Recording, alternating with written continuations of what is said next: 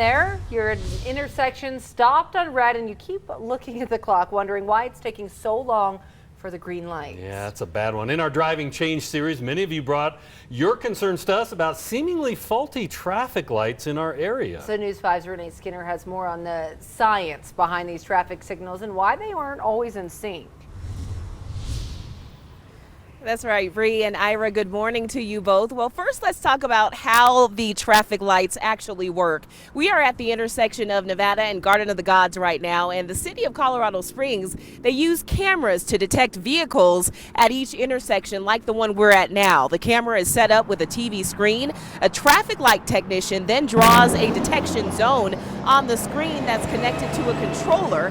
As a vehicle pulls up, the pixels on the computer screen changes, and that sends a signal to the controller basically telling it that a vehicle needs to get through the intersection. Now, different intersections have what's called different time cycles. It may take longer to get through the light at a busier intersection because the streets with the most volume of traffic, well, they get the most green lights. Now, get ready to pump your brakes if you think pulling up to the intersection, pulling up closer to the intersection will get you through it faster. No, that is not a thing. Some places use what's called a loop, and that's a wire that's embedded in the road that detects cars. And you won't find a device like that in Colorado Springs. If you do find yourself sitting a couple of seconds longer at a traffic light, this could be why.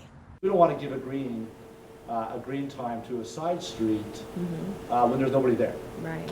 And so during those off-peak times, we keep the main street green to keep the flow, and only change it when there is a vehicle detected on that side street.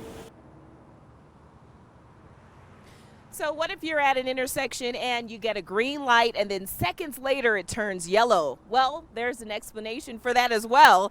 The computer I mentioned earlier probably detected your vehicle, and if you were the only person at that intersection, the computer changed the light green quickly to clear that intersection to get you through it. Now, coming up this next half hour, we'll dive deeper into how to properly cite or report a problem if you do find yourself stuck on red. Always watching out for you, Southern Colorado. Renee Skinner, News 5.